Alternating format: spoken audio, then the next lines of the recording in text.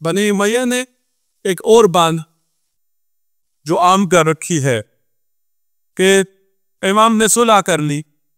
और क्यों सुलह की? इसलिए इमाम ने माल मांगे, कितना माल? मुझे दे दो। और सादाना 1,00,000 दिरहम मुआविया से लिया करते थे। बहुत बड़ा माल है ना, इतना माल देते थे। और वो फिर उन्होंने बहुत लग्जरियस जिंदगी गुजारता। क्योंकि एक शादी में रिवायत है, गलत रिवायत है, इसलिए मैं कर रहा हूँ कि इसको रद्द करना हमारे लिए बहुत मुश्किल ही नहीं।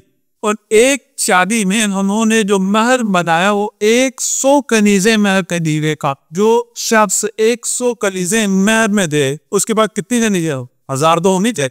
तो अगर जिसके पास हजारों कनीजे और 1,00,000 दिरहम सालाना वहां से लेता है, तो ये जो जिंदगी है ये फिर शाहाना तो जिंदगी होगी। और फिर नाउजुबिल्लाह कोई अय्याश और इसको सबका जहन में तस्वुर आता है और शादियां बहुत प्रकार उस पर सब झूठ है, सब प्रोपेगेंडा है।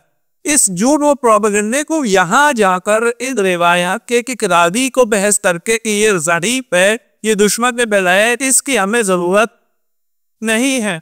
हम इसका मुकाबला कुरान के जरिए करेंगे और सल्ला में कुरानिया के जरिए। हम इसके मुकाबले में सूरह दहर पेश करेंगे, पूरा सूरह कुरान का, सूरह इंसान सामने रखेंगे। लमा युतइमून ताम अला हुब्बिही मिस्कीना व नसीरा व यतीम। 3 दिन के रोजा रखने के बाद अपना खाना, अपनी रोटी यतीम को दे देते हो, असीद को दे देते हो, मिस्कीन को दे देते हो। इसका कुरानी नजरिया ये है।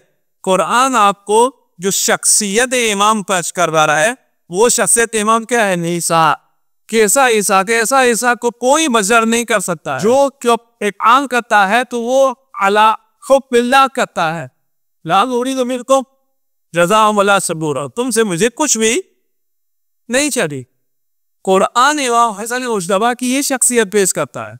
इस शख्सियत के मुकाबिल में जो भी रिवायत आएगी और इमाम को जिस भी शक्ल में पेश करेगी, आप किसे कबूल करें? कुरान के मुकाबिल में किसी रिवायत को कबूल नहीं कर सकते। और कुरान के मुकाबिल इस किस्म की रिवायात को सामने लाने वाले कुरान के खिलाफ नहीं। हमसे ये कहता नहीं कि आपको कुरान पे तो नहीं अमल करते, कुरान की जो तिलावत करते, कुरान की हिफ्ज़ करते। हम कुरान पर अमल करते हैं, कुरान को हिफ्ज़ भी हम करते हैं, कुरान को बचाया भी आप तैयार मौजूद है। कुरान बचाने वाले भी हम हैं, कुरान को पेश करने वाले भी हम हैं, कुरान पर अमल करने वाले भी।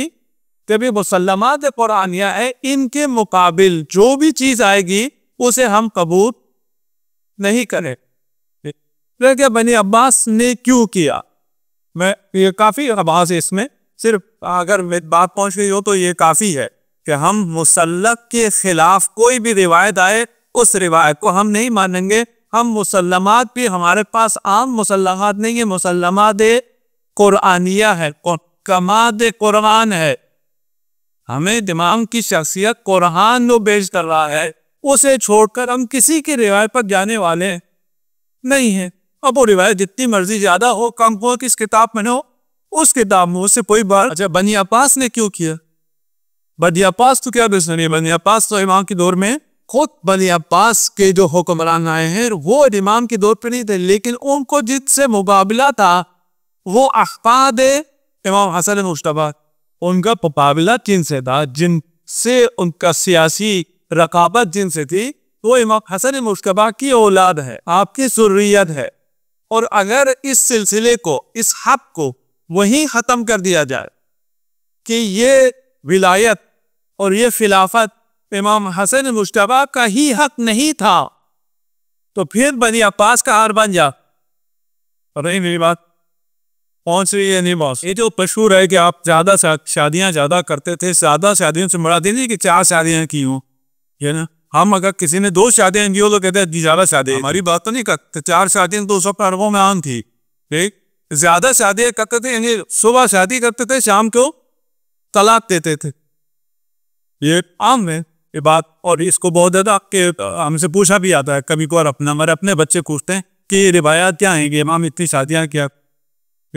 इसको किसने फैलाया है? अगर हाँ, जो मुसल्लमात पुरानियां है उसको रखे वो अपनी जगह। हम अगर देखें इस किस्म की बातों को किसने फैलाया, किसने इसे इनिशिएट किया है? ये बात दिमाग के साथ जोड़ी है। ये मंसूर दवानिकी ने ये अब्दुल्ला इब्ने मोहम्मद इब्ने अब्दुल्ला नफ्स ज़किया मालूम है, नफ्स ज़किया के नाम से उनको खत लिखा। उस खत में उसने लिखा कि तुम तो उस हसन के मानने वाले हो जो कि हर शब्द एक शायरी करता था। ये जो तान है, ये जो निस्बत दी गई है, इसकी इब्तिदा कहाँ से हुई है? बनी अब्बास के मंसूर दवानिकी मलबून से हुई है।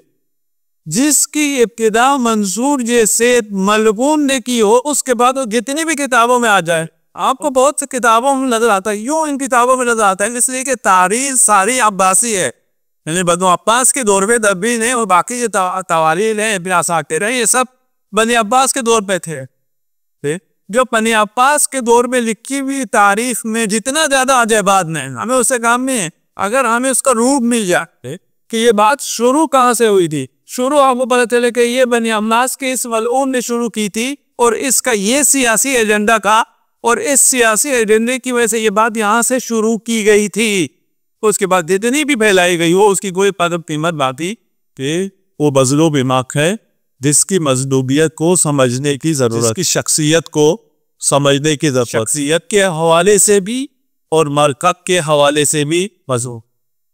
उनका मरकत भी आज मजलूमाना पक्की में, जब खुदा नसीब करे वो सबको वहाँ जाना, वहाँ हमें खड़े होकर सकी तरह जियारत करने की भी इजाज़त नहीं। उपा नहीं है, पारगा नहीं है, जरी नहीं है, वो आपकी सलाह आप खड़े कर सलाम करने की इजाज़त नहीं। ये रिया तो दूर की बात है। तब वहाँ दर्दत उसकी मजबूबियत पर ये रिया कर जो हम कर सकते हैं, हम आर शवार को जिंदा रख खुदा कहते दूरी साहब को महफिल के मंदिस। लेकिन इससे बहुत ज़्यादा और हो रही है, नहीं किसी पे हो रही है, बाकी खाली दुनिया में ये मजालिस खो रही हैं। और हम मुसलमान लोग को ये दावत देते हैं कि ये मजालिस सिर्फ शियों के लिए दिए हैं, बाकी सिर्फ शियों का नहीं है। इस मजलूमियत के खिलाफ बोलना होगा। अगर आप इसमें सिर्फ अपने हक की मजलूमियत को ले दूसरे को छोड़े तो फिर आप मजलूम की हिमायत नहीं कर सकते। आप कश्मीर के हाथ में तो बोले, यमन के हाथ में ना बोले, भी आपको कोई साथ देने वाला नहीं होता। आपको सारे कतूबों के हाथ में बोलना हो। वो यमन में जो कहो रहो वहां पर, वो फलस्तीन में जुल्म हो रहा हो वहां पर, जो अगर यमन में हो रहा हो वहां में, हर जगह हर जालिम के खिलाफ बात करनी हो भी, और हर जालिम के खिलाफ अगर बात करना शुरू करें तो जुल्म यहाँ से यहाँ रुकता नहीं है।